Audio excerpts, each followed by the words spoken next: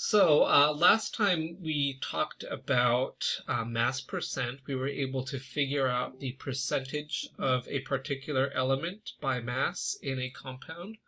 We did that for sodium and sodium chloride. You guys did it in lab yesterday as magnesium and oxygen in magnesium oxide as part of the extra activities. Today we're gonna actually. I guess last time we also talked about electrons and light a little bit. We saw that electrons could get excited from ground states to excited states using light, and that only light of specific energies could be absorbed at a particular time, and that energy would be the same coming out as the electron relaxes. Again, there's not too much I can ask you about that, so yeah, exciting stuff. So today we're going to talk about kind of where electrons are located within the atom, kind of how they behave a little bit. And if all goes well, I do have a group activity I'd like to try using on Discord. So we'll see how that works in a little bit. So for right now, let's just look at some pictures. Okay, so I'm going to draw a lithium atom here. Lithium has, anybody know how many protons and electrons it's got?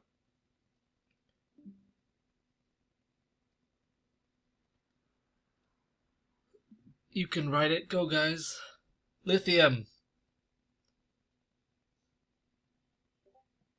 Yeah, it's got three.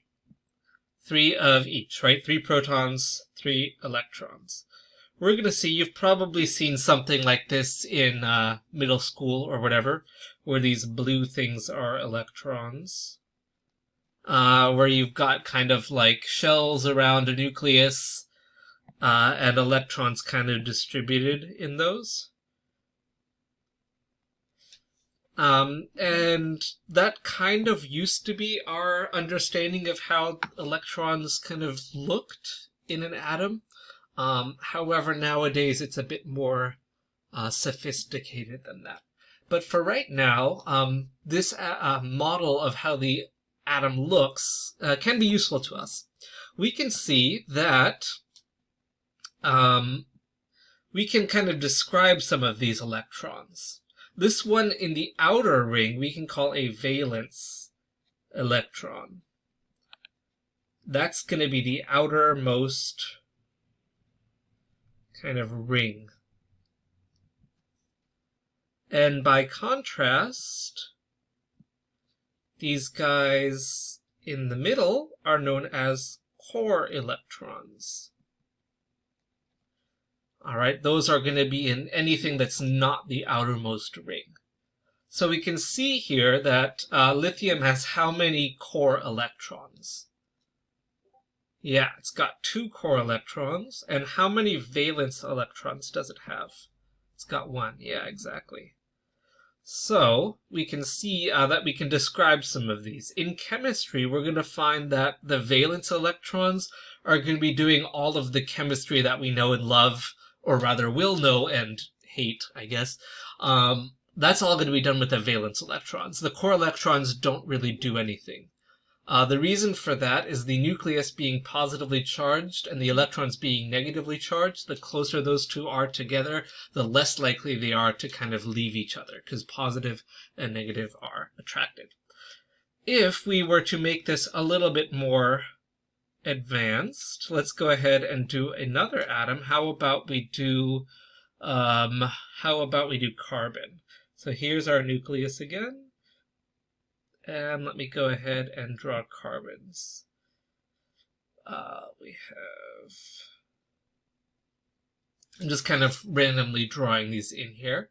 If we look at that, how many total electrons do we see? Oh, sure, Meryl, here. Go ahead.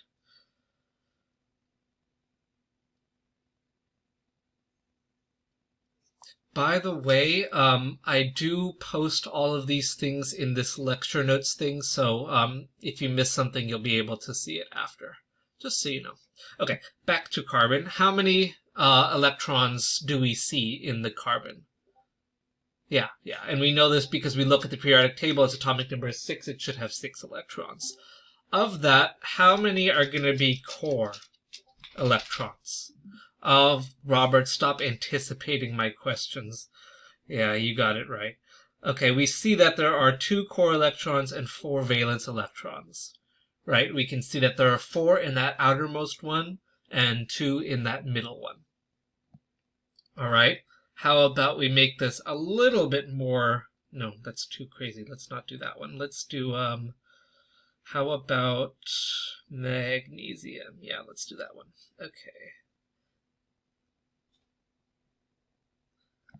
Okay.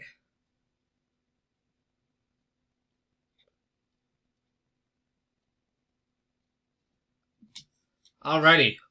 Looking at the magnesium I've drawn for you, what can we say about the numbers of core versus valence electrons?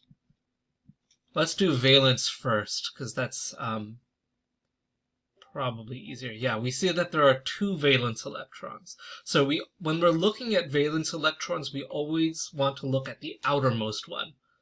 Everything except the outer one is going to be the core. And since we know that magnesium has 12 electrons overall, we know that because its atomic number is 12, we're going to see that there should be 10 core electrons. We could either do that by counting the 10 of them that are there, or we can say, there's 12 overall, and we know there's 2 in that valence shell. All right, so either way you go about it, you can count the electrons. So far, so good. Any questions on this concept?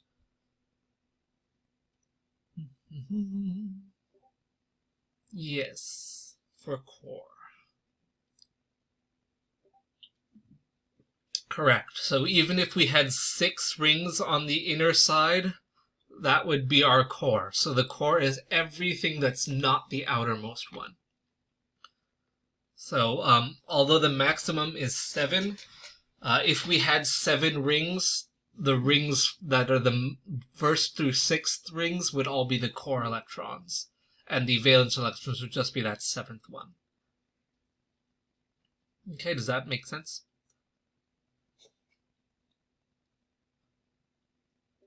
Alrighty, cool. Okay, so that's nice. It turns out that we have special names for these types of electrons. We're going to do that in the group activity because that can be exciting, we'll say. But I want to do one last kind of thing before I figure out how we're going to work through the group thing. So, let's say we are at a concert. Here's me. I'm going to be singing for you guys. Yay. Okay, so at this concert, yes, it is a Sig Fig song, of course. Do I ever sing about anything else? No. So if we want to think about this, if I were at, let's say, the Hollywood Bowl or something, singing for you guys about Sig Figs, where would the most expensive seats be? Like, so if we're saying like this area here, or this area, or this area, where's the, like which number is going to be, yeah, okay, guys, I love it, 20 people typing. Yeah, this is going to be the premium seats, right? And then the further back we go, the cheaper those seats are going to get because they're less desirable, right? The further you are away from me, the less, engaged or whatever you're going to be. So we're going to see that electrons are going to kind of follow the same idea. So if I am the nucleus, we're going to see that electrons are going to have the most desirable spot if they are right up front, if they are right next to the nucleus in those core levels. So if, say, this was our magnesium thing, we saw that we had 2 in that first ring, we had 8 in the second ring, and another 2 in that. We're going to see that the first, electrons to buy a seat, as it were these guys. They get first dibs. They bought the best seats while they were still available, and once the next 8 came along, they decided they were going to buy the second row. So these are the first 2 electrons. And then everybody left over of the 12 people who came to this concert about sig figs ended up with the crappy seats. And we're going to see that our valence electrons are always going to be in the crappiest seats available in our concert venue. All right, and so we're going to see that if my performance is really bad, those valence electrons in the crappy seats are the most likely to be like, forget it, I don't need to be here anymore. I'm bored, I don't want to do this at all. So we're going to see that those last electrons in the valence are going to be less tightly held in the atom. Okay, they're further away from that positively charged nucleus. They're less likely to be held on there. Okay, so we're going to see that when we are filling electron orbitals, as we're going to call them, we're going to fill from the inside out, because the inside are the premium seats. That's where everybody wants to be. Okay, and one last thing, hotel time. So because this concert lasted all night, we have some hotels for you guys. All right, this is the fancy penthouse. And this is the crappy, Motel 6. Of course, yeah, you guys can't stay in hotels right now, I guess, but we'll pretend you can. And each room can hold 2 electrons. All right, so if you are an electron and money is no object, because we're all very rich electrons, would you choose to stay in the penthouse or the Motel 6?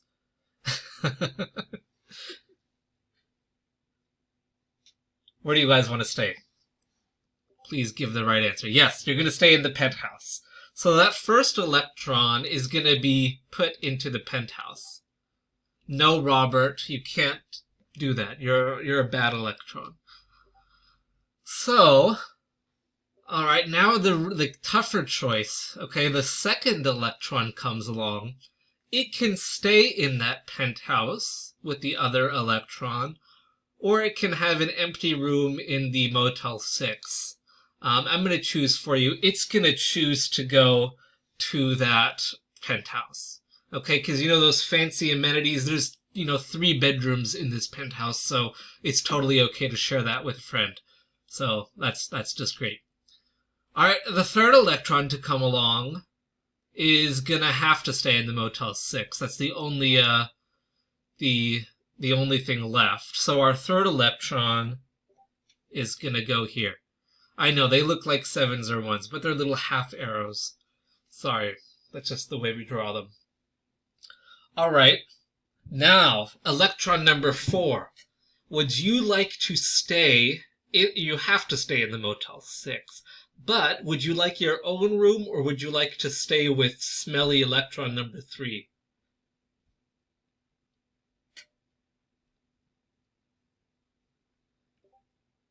Exactly. Electron 3 is known for not bathing, so let's go ahead and stay in our own room. We don't need to share here. And guess what? That 5th electron is also going to choose its own room.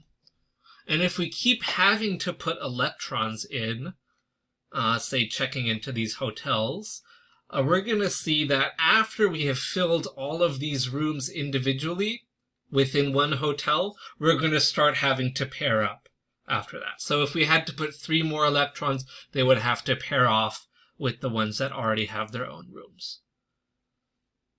All right, so just conceptually, that's what's happening, is as we are going to start adding electrons into these models, basically how we're going to describe these electrons, we're going to start filling from the best rooms first. Shelby, do you have a question, or are you just like kind of existing? Okay, you're existing. I assume you would have said something. Okay, because I saw your like mic was activating, so I didn't know if you were trying to say anything. So, cool. Okay. Yeah, and then after that, yeah, we're gonna see that these would, for example, be the core electrons, potentially, and these would be more valence electrons. Potentially. Um, for this example, it's probably not the best. We would also have to have another room in the middle that was, half the cost or whatever, but we'll get there. Okay, I just wanted to illustrate that we're going to fill from the best rooms first and then fill, individually after that. Yeah, you're good, Shelby. No worries, no worries. I just didn't know if you were trying to say something.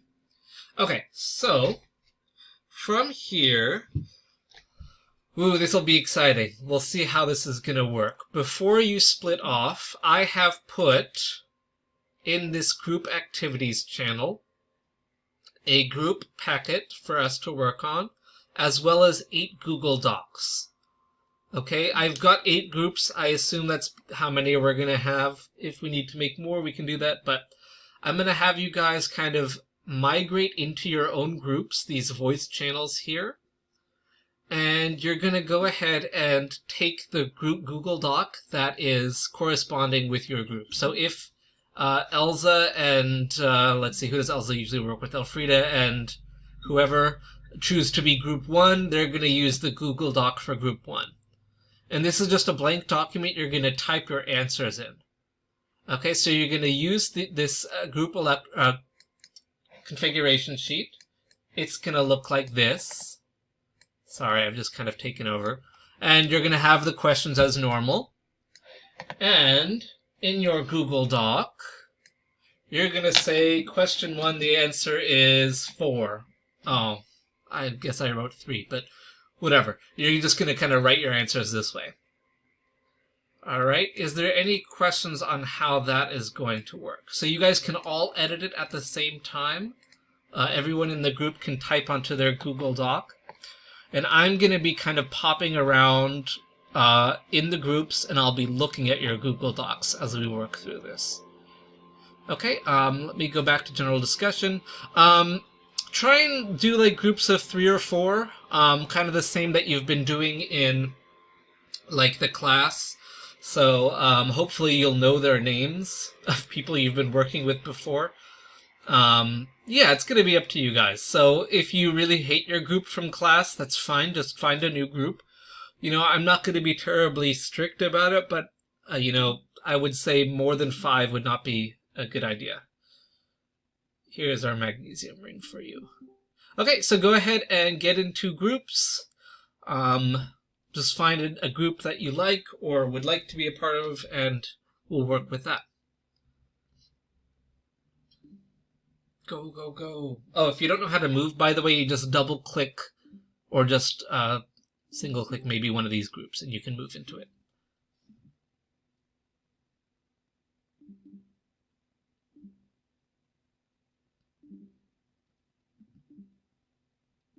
Yes, the Google Doc will be empty, Zoe.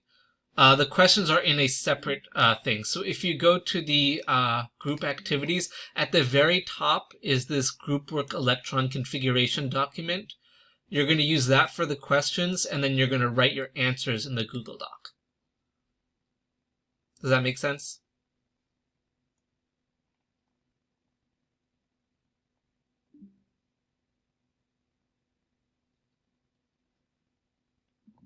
Okay, good.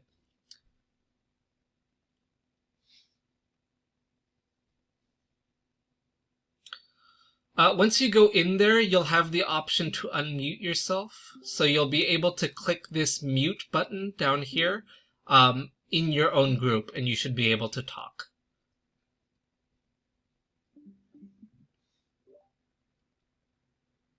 So just go ahead and move to a group, Zoe, and I will follow you and see if you can do it.